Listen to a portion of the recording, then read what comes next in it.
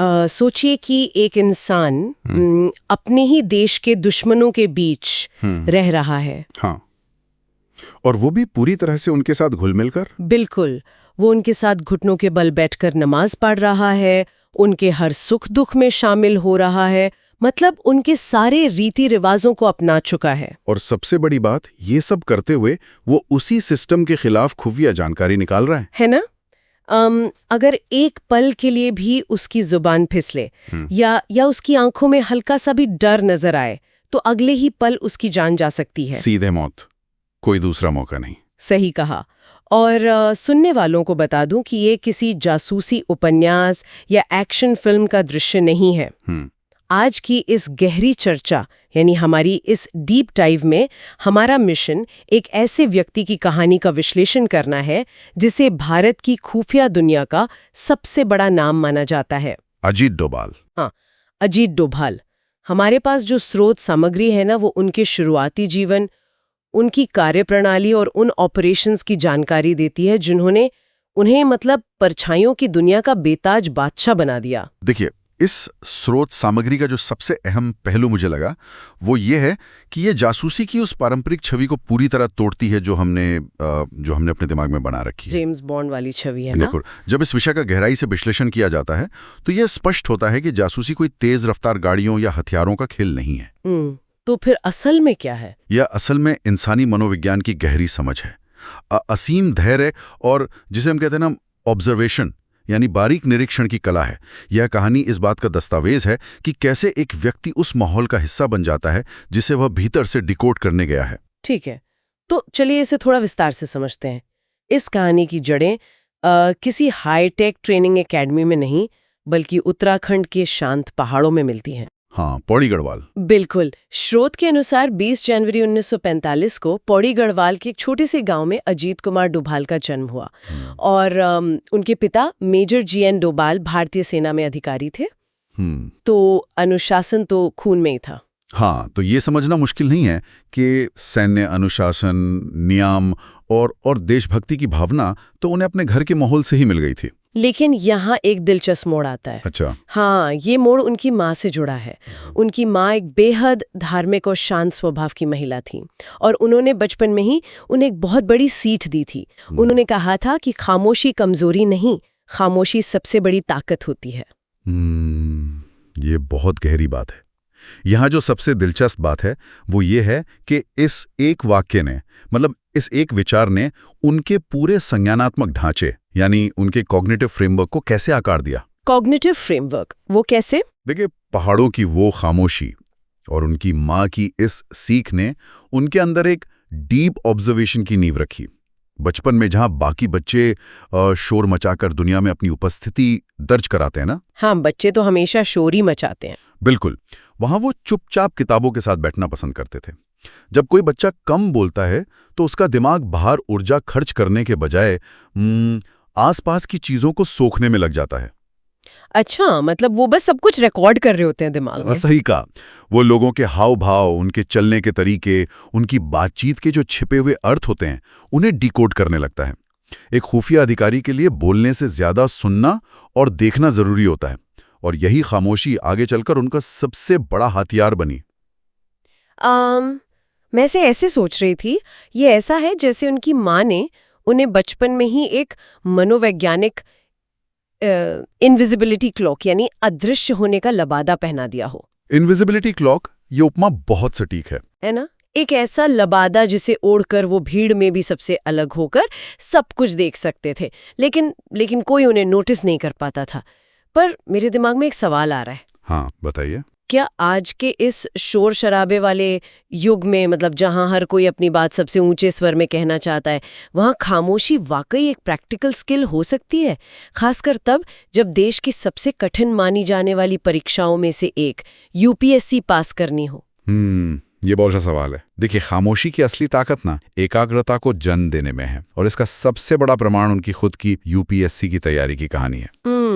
आज के दौर की तरह उस समय ना कोई आधुनिक कोचिंग सेंटर था, ना इंटरनेट का विशाल डेटाबेस था और ना ही कोई मेंटरशिप प्रोग्राम। तो फिर उन्होंने तैयारी कैसे की? एक छोटे से कमरे में सिर्फ एक लालटेन की रोशनी और किताबों का ढेर, बस इतना ही। अरे बाप रे! हाँ, जब इंसान बाहरी दुनिया के शोर को पूरी तरह से काट देता है तो उसकी मानसिक ऊर्जा एक लेजर बीम की तरह केंद्रित हो जाती है। इसी अचूक एकाग्रता के दम पर 1968 में अपनी पहली ही कोशिश में उन्होंने यूपीएससी की परीक्षा पास की। पहली कोशिश में? वो भी बिना किसी इंटरनेट या कोचिंग के? बिल्कुल। और उनकी रैंक इतनी शानदार थी कि उन्हें केरल कैडर में भारतीय पुलिस सेवा यानी आईपीएस का अधिकारी चुना गया। मैं कहूंगा कि ये उस इनविजिबिलिटी क्लॉक का पहला बड़ा नतीजा था। वाह। पर केरला में उनकी पोस्टिंग से कहानी एक अलग ही दिशा में मुड़ जाती है। हाँ, केरल का माहौल एकदम अलग था। बिल्कुल। केरला एक ऐसा राज्य है जिसकी संस्कृति, भाषा और सामाजिक ताना बाना बहुत ही जटिल है। एक युवा आईपीएस अधिकारी की वर्दी पहनकर जब वो वहां पहुंचे तो चुनौतियां सामान्य पुलिसिंग की नहीं थीं।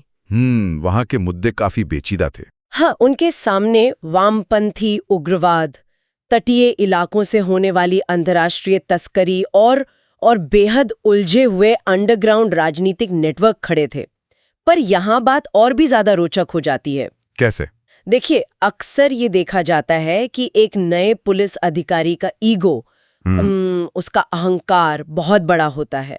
वर्दी की अपनी एक ताकत होती है, एक हनक होती है। बिल्कुल, एक रौब होता है पुलिस का। हाँ, लेकिन डोभाल ने इस वर्दी, अपने पद और अपनी पहचान को पूरी तरह से मिटा कैसे दिया।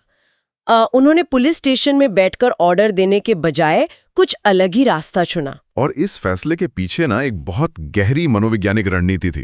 वो क्या? देखिए, पुलिस की वर्दी दूर से ही बता देती है कि आप कौन हैं, और ये अपराधियों को छिपने का मौका दे देती है।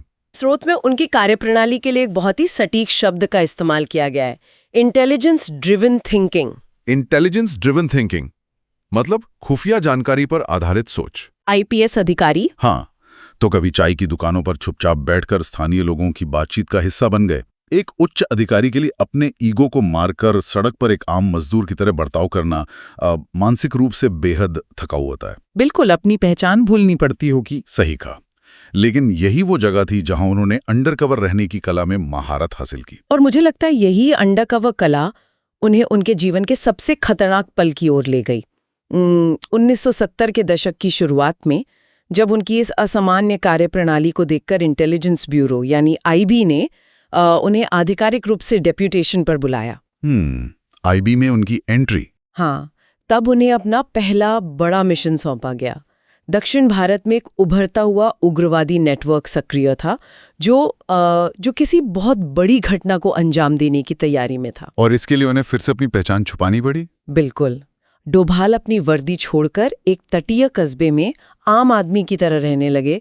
इस दौरान वो एक संदिग्ध समूह के करीब पहुंचे और फिर वो पलाया, मतलब जो किसी के भी रोंगटे खड़े कर दे। क्या हुआ था? उस समूह के एक संदिग्ध सदस्य ने सीधे उनकी आंखों में देखा और एक चुभता हुआ सवाल किया।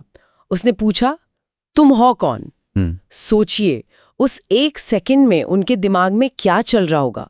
अगर एक पल के लिए भी उनकी सांस तेज होती या चेहरे पर घबराहट की एक लकीर भी उभरती तो उनकी हत्या तय थी। बिल्कुल, वो लोग बहुत खतरनाक थे। लेकिन स्रोत बताता है कि उन्होंने बिना किसी हिचकिचाहट का मुस्कुराकर स्थानीय भाषा में जवाब दिया और शक को हमेशा के लिए खत्म कर दिया।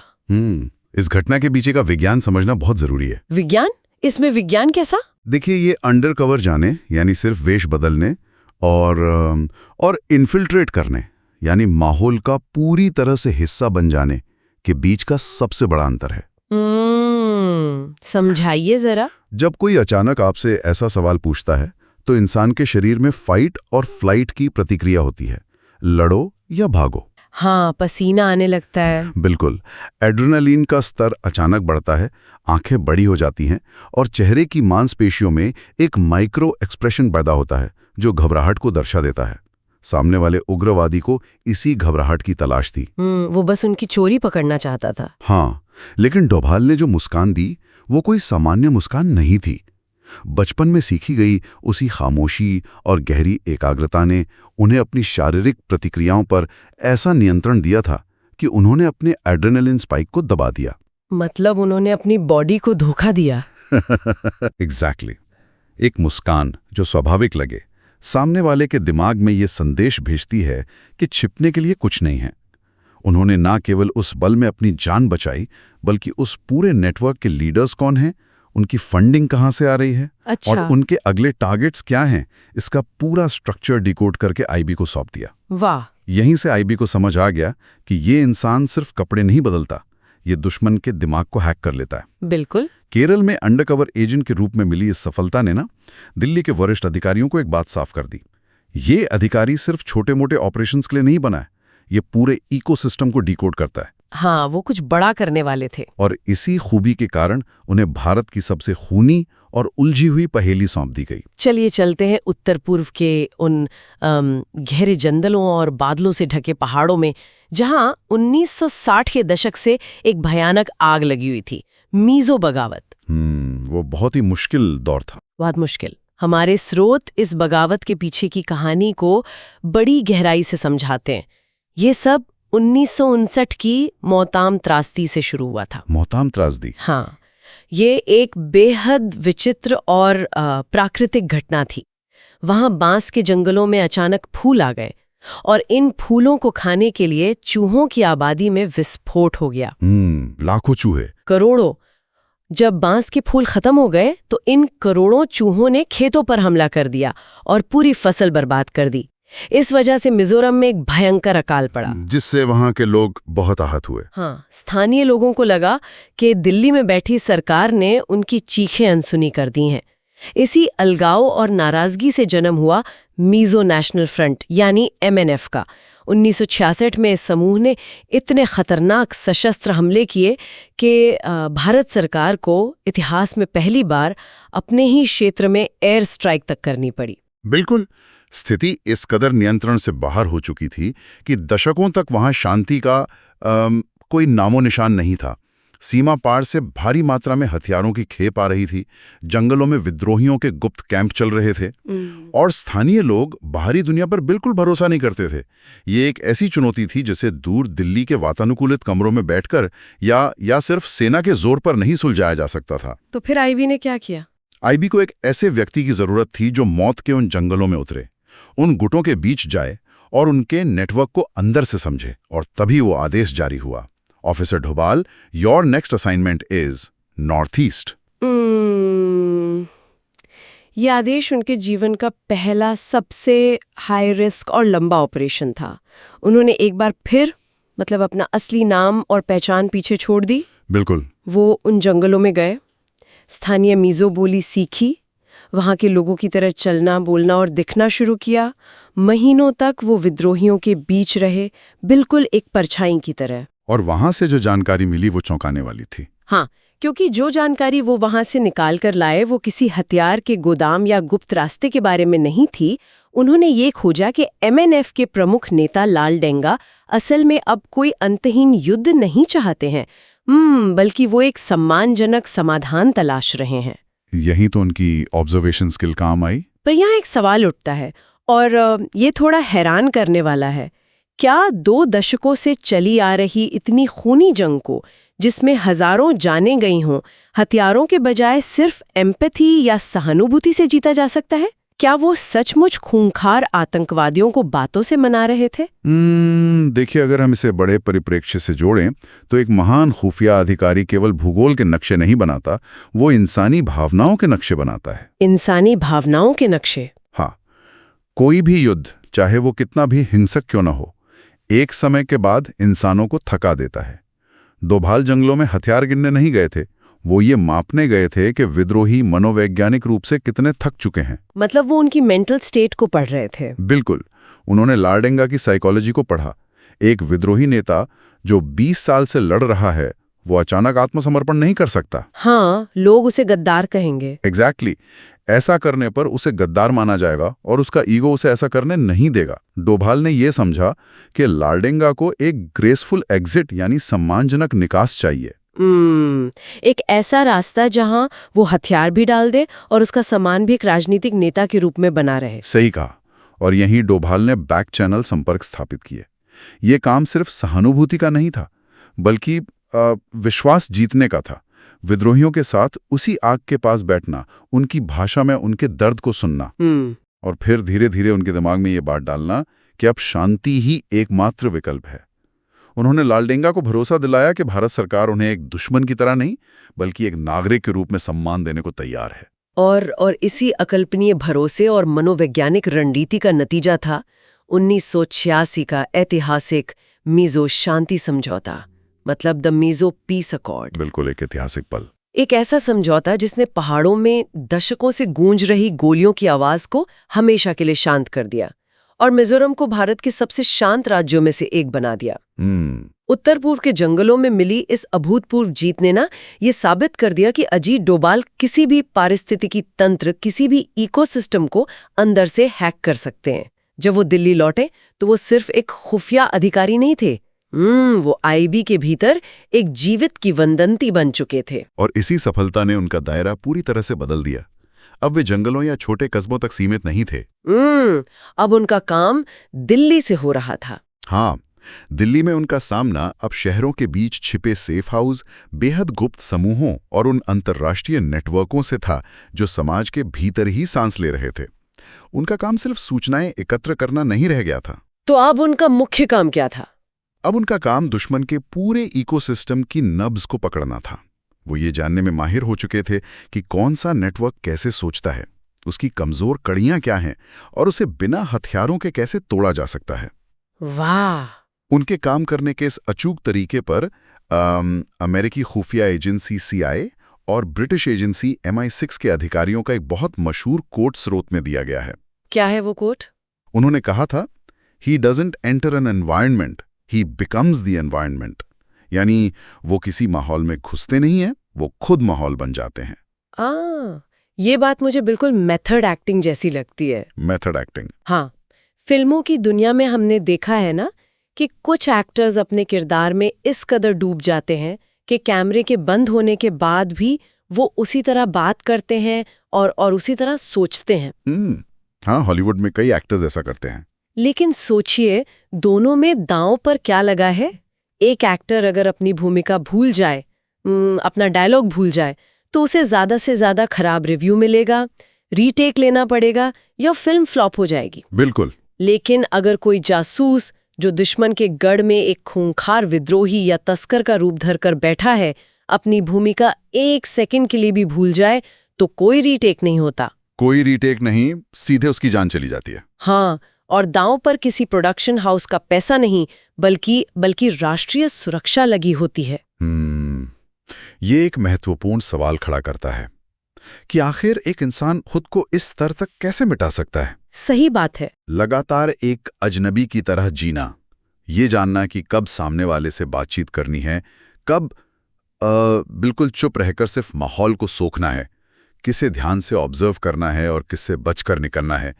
ये सब ना इन्फिल्ट्रेशन इंस्टिंक्ट यानी घुसपैठ की मूल प्रवृत्ति का हिस्सा है। Infiltration instinct? हाँ, ये कोई ऐसी चीज नहीं है जिसे आप किसी खुफिया मैनुअल या किताबों में पढ़कर सीख सकते हैं। ये वही इंस्टिंक्ट है जो उत्तराखंड के उन पहाड़ों की खामोशी से उनके अंदर पनपा था। केरल की गलियों ने उनके इस इंस्टिंक्ट को परखा, नॉर्थ ईस्ट के जंगलों ने उन्हें एक परफेक्ट अंडरकवर ऑफिसर बनाया। लेकिन दिल्ली की जटिल राजनीति और अंतर्राष्ट्रीय दबावों ने उन्हें भारत का डीप कवर स्पेशलिस्ट बना दिया।